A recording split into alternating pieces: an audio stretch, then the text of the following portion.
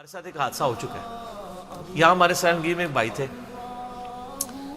عثمان بھائی کے وہ کزن لگتے ہیں. ہاں, تو وہ بیچارے ریورٹ ہوئے نئے نئے, تو وہ اب دیوبندی, ان کے والد صاحب کٹر دیوبندی, دیوبندیوں کا بہت بڑا مدرسہ.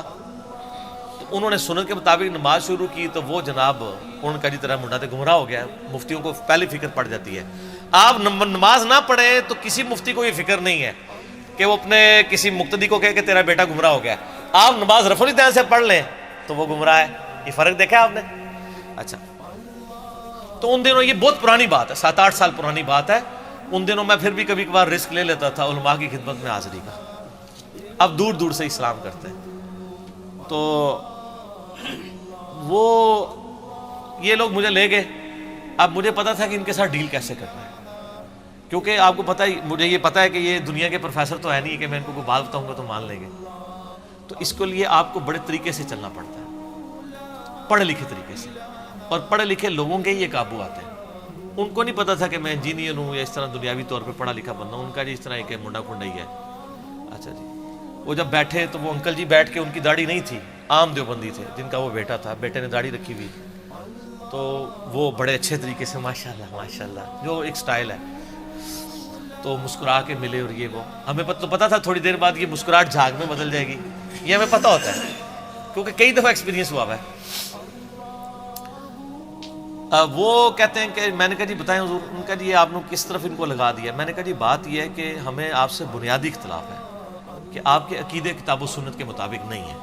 رفع الیدین تو چھوٹی چیز ہے, ہم آپ کے عقیدوں کو غلط سمجھتے ہیں, آپ کے بزرگوں کے عقیدوں کو غلط سمجھتے ہیں. حضرت ابراہیم علیہ السلام نے کہا تھا نا, انتم وآباؤکم فی ضلال مبین, تم بھی گمراہ, تمہارے بزرگ بھی گمراہ. تو ابراہیمی خون ہے, ٹھیک ہے نا. ملت ابیکم ابراہیم هو سماکم المسلمین من قبل وفی ھذا ما کان ابراہیم یہودیا ولا نصرانیا ولکن کان حنیفا مسلما وما کان من المشرکین. جو مشرک نہیں ہوتا سر, وہ دلیر بہت ہوتا ہے, مشرک بزدل ہوتا ہے. تو وہ کہنے لگے کہ جی کون سے عقیدے؟ میں نے کہا جی آپ المحند علی المفند لے کے آئے نا ذرا. اب المحند کا تو انکل جی کو نہیں پتا تھا. میں نے کہا جی انکل جی آپ کو پتا ہے کہ آپ کے بزرگان دین نے اس امت پہ احسان کیا ہے کہ انہوں نے اپنے سارے اچھے اچھے عقیدے انورٹڈ کاماز میں جمع کر کے ایک چھوٹی سی کتاب لکھی ہے, المحند علی المفند. تو سر المحند کا راگ ہم 7-8 سال سے لاپ رہے ہیں. اب تو خیر بچہ کہہ رہا ہے, اب تو المحند ختم ہو گیا, المحدث علی المفند, مفندین آ چکی ہے, ایک انجینئر اتنے پاگلوں پر. اچھا, وہ کہنے لگا جی وہ کیوں لے کے؟ میں نے کہا آپ کے پڑھیے. کہتے ہیں ہاں پڑھیے. میں نے کہا آپ لائیں ذرا, میں اس میں بتاتا ہوں. وہ عقیدے تو یہ انکل جی ماننے کے لیے تیار نہیں ہوں گے جو آپ سے مناظرے کے لیے ہمیں لے کے آئے ہیں. آپ ان کے بیان پہ مناظرے یہ بھی نہیں مانیں گے. تو میں نے کہا آپ وہ المحند لے کے آئیں. تو وہ کہتا ہے کہ جی آپ بتائیں کیا مسئلہ ہے. مجھے پتا تھا, میں نے اس کو بتایا یہ تو مطلب لڑے گا. میں نے نا پہلے انکل جی کو پکا کیا, جو دیوبندی انکل جی. میں نے کہا انکل جی مجھے بتائیں کہ آپ کا یہ عقیدہ ہے کہ نبی علیہ السلام کی قبر مبارک اللہ کے عرش سے, کرسی سے, خانہ کعبہ سے افضل ہے؟ کہتے ہیں استغفر اللہ, میرا تو یہ عقیدہ نہیں ہے. میں نے کہا جی یہ جو بزرگ ہیں نا, ان کا اور ان کے بزرگوں کا یہی عقیدہ ہے. المحند میں لکھا ہے, ان کو کہیں کتاب لے کے آئے. میں نے انکل جی کو فرنٹ پہ کیا, بس یہ بات کرنی تھی.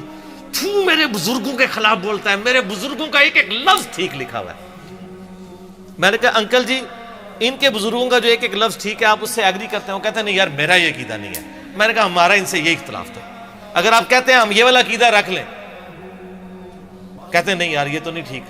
میں نے کہا پھر اب کوئی, کہتے ہیں اب کوئی بحث کا فائدہ ہی نہیں. اٹھ کے چلے گئے. اس کے بعد انہوں نے اپنے بچے کو کچھ نہیں کہا, کام ختم ہو گیا. ٹھیک ہے, تو یہ ہونا تو یہ چاہیے تھا کہ وہ کہتے ہیں کہ میں اپنے بزرگوں کا دفاع کرتا ہوں, قرآن کی فلاں آیت میں یہ بات لکھی ہے, حدیث میں لکھی ہوئی ہے. ان کو بھی پتہ تھا نہیں ہے. ٹھیک ہے نا جی. تو اس لیے پھر انہوں نے آخر میں ایک جملہ بولا کہ یہ لڑکا ہے کون ہے؟ تو انہوں نے بتایا یہ ایک انجینئر ہے, اور اس طرح یہ. ان کا آپ نے پہلے کیوں نہیں بتایا کہ یہ پڑھا لکھا بندہ ہے؟ پڑھے لکھے بندے تو گمراہ ہوتے ہیں, ہم تو ان سے بات بھی کرنا گوارا نہیں کرتے. یہ بات اصل میں نے آپ کو بتانی تھی مفتی صاحب کی, کہ پڑھے لکھوں سے یہ جھرک جاتے ہیں, کیونکہ ان کو پتہ ہے کہ جب ان کو کاٹنے لگیں گے نا, یہ پہلے گھیچی پکڑ لیں گے ہماری. ٹھیک ہے نا, وہ دانت کھلے رہ جائیں گے ایسے کر کے. ٹھیک ہے نا, تو وہ دانت بند نہیں ہوں گے, ٹھیک ہے, یا بند ہوں گے تو یہ پہلے پکڑ لیں گے, کھول نہیں سکیں گے. آپ کو پتہ ہے بگر ماہ جو ہے نا, 3,000 پاؤنڈ کی طاقت سے یہ اپنے جبڑے بند کرتا ہے، لیکن کھولنے کی طاقت اس کی بہت کم ہے. اگر آپ اس کو ایک ہاتھ سے بھی یوں پکڑ لیں جبڑا کھول نہیں سکتا. 3,000 پاؤنڈ، 1,500 کلو گرام وزن آپ اٹھا سکتے ہیں؟ میرا تو اپنا وزن 70-80 کے قریب ہوگا، میں کیا 1,500 کلو اٹھا سکتا ہوں؟ اس طاقت سے وہ بند کرتا ہے جبڑے. تو دنیا کا کوئی جانور اس کے جبڑے بند کرنے سے، کوئی انسان بھی اس کو روک نہیں سکتا، لیکن جو اس کی کھولنے کی صلاحیت ہے نا وہ اتنی کم ہے کہ اگر آپ اس کو ہاتھ سے یوں پکڑ لینا، دیکھیں یہ اللہ کی یار یہ بھی قدرت ہے. اس کے جبڑوں میں یہ طاقت نہیں کہ آپ اس کو ہاتھ سے پکڑ لیں اور یہ جبڑے کھول سکے. اسی آپ دیکھیں وہ اتنے بڑے بڑے کروکوڈائلز کو پکڑتے ہیں، ساتھ ہی ٹیپ لپیٹ دیتے ہیں.